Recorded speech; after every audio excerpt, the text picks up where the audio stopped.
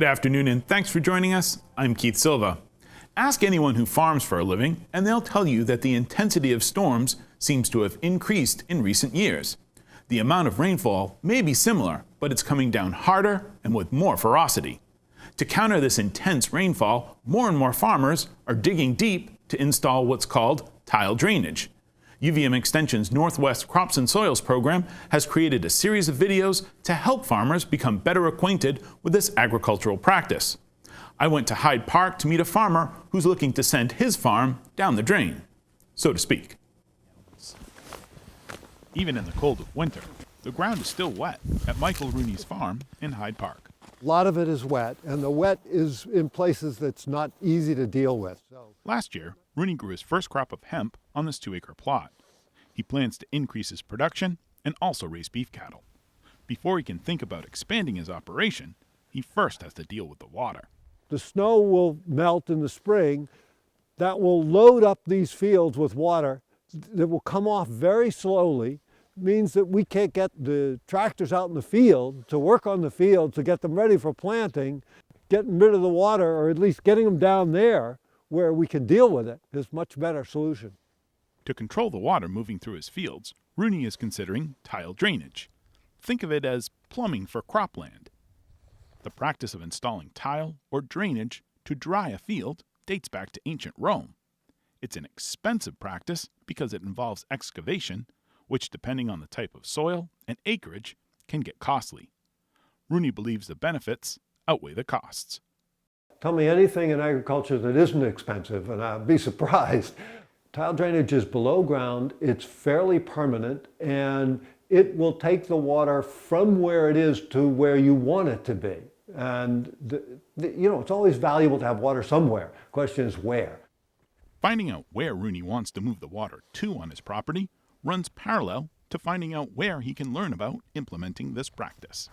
I knew something about tile drainage, but I didn't know in detail about tile drainage. Welcome everyone to the Tile Drainage webinar series. Enter UVM Extension's Tile Drainage webinar and video series. Heather Darby is a UVM Extension agronomist. The goal of the webinar series is to bring in expertise and experiences from across the country to be able to understand what people have learned in Wisconsin, Ohio, Minnesota. We can't conduct research fast enough to answer the questions that we have. And so drawing on research from outside the region is necessary at this point as we develop a better understanding for our region itself. Here's some data that I just want to share with you really quickly. Being able to pull in leading experts from anywhere in the world via video streaming on the internet gives Vermont farmers access and information they otherwise might not always be able to get from traditional sources. Over the past 15 years that I've worked for Extension, one of the primary ways to get information out to farmers was through the mail or to have a meeting of some type or go to their farm. The ability for us to educate through the internet, it has allowed us to have a different avenue to get information out to the farming community or the agricultural community. It's cost effective for everybody, not just us, but attendees, and it allows us to bring in expertise from really anywhere at any time. Today, we're going to be talking about Northwest Ohio. The series consists of 5 videos that run about an hour each. The videos are meant for farmers looking to increase production, but the benefits of tile drainage and the videos go beyond the farm. Our focus is not just on agricultural productivity, but also on environmental quality, water quality, managing the natural resources around us. And so a lot of emphasis now is placed on, if tile is going to be put into a field to help manage water, we want to make sure that all the best practices are also put into place. So when that water is leaving the farm field, it's not having a significant harm on the environment around it. Because tile drainage can be used on any field and with any crop, Darby sees a diverse audience interested in the benefits of this practice, even with the cost of the added infrastructure. We just recently conducted a survey to better understand, barriers to implementing tile. What was really surprising to me was how important tile drainage was to every type of producer in the state of Vermont, you know, from Christmas trees to apples to hops to corn growers to dairy farmers to beef producers. It was interesting to me to know that this is not just a practice that large-scale farmers are implementing. You know, all farming types, sizes, scales are implementing this type of practice. So all the more important for us to provide really good education on the practice itself and how we manage that practice so that we're helping to improve the environment around us and not doing practices that may not be helpful in that situation.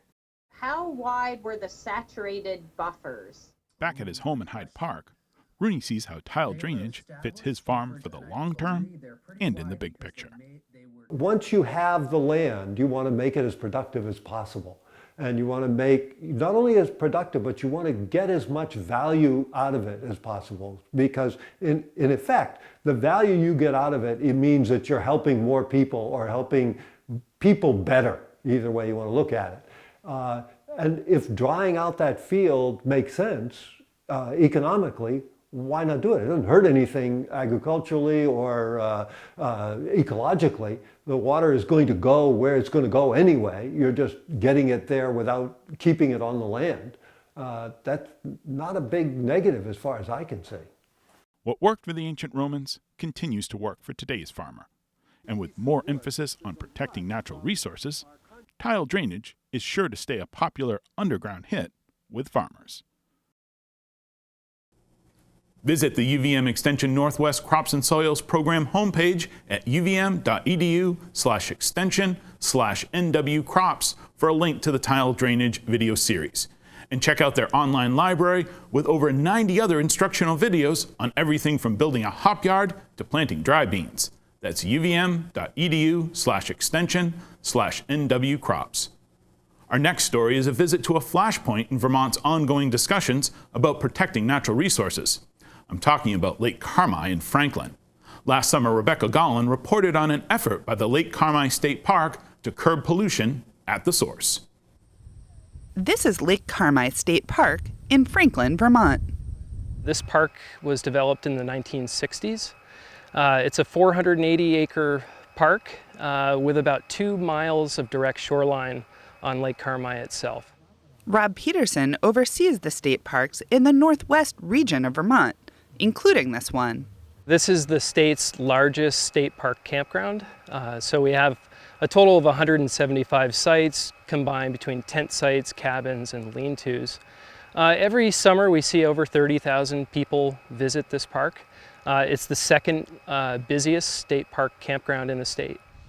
And with all of those people comes a lot of waste. Over there, we have a new constructed wetland. And it's called a constructed wetland, but it could be called a pond, or it could be called the new lagoon. Civil engineer David Whitney was part of the team behind this constructed wetland. It's a new way for the campground to treat its wastewater. So the shallow end with aeration is going to be colonized with native wetland plant species. And all of those plants will evaporate wastewater. And the deep end will allow any of the solids and the plant debris that comes off of those plants to be deposited and sink down to the bottom, and it mimics a natural aquatic ecosystem. Microorganisms at the bottom will feed on the plants and decompose the solids, and the water that's left over will evaporate from the lagoon. That will save the park maintenance time and the manpower needed to keep the current system going. A win-win on both environmental respects and operational respects. All the plantings will happen next month. David Webb is an environmental engineer with the Department of Environmental Conservation, or DEC.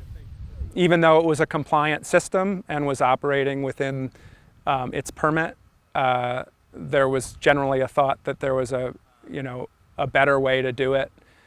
And so, and this was a perfect site to look at it because of the available area that we had. It was also a perfect site because of Lake Carmi's specific challenges.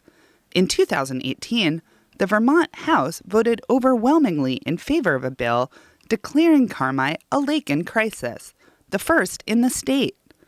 Phosphorus and nutrient overloads caused repeated blue-green algae outbreaks over the years and made the lake unsafe for swimming, boating, and drinking. According to the DEC, nutrient control projects and required management approaches across all sectors are showing signs of improvement. The wetland project will help, but it's been in the works since before that designation. Once it's fully online, visitors won't even know it's there. I think, honestly, for our visitors, they're not going to notice a big difference. They're going to come here, they're going to set up their tents, they're going to have a great camping experience. But behind the scenes, the system will be operating, and it will serve, the next 5-6 decades of use at this park. It's in a lot of ways a new day for us, but it's going to be the same standard operation that we're used to at this park. It's the first system of its kind in the state, and if all goes well, it won't be the last. There's, a unique solution for every situation. And, with the campground too, it is unique in terms of, their wastewater flow, their usage, when they're open. Not every site is the same. Bringing a unique solution to a one-of-a-kind state park and helping the environment at the same time. This innovative wastewater system will be working for Vermonters for decades to come. At Lake Carmi State Park, I'm Rebecca Gollin with Across the Fence. Thanks, Rebecca. As we say goodbye, I want to thank everyone here at WCAX for making today's program possible. And as always, thank you for stopping by Across the Fence.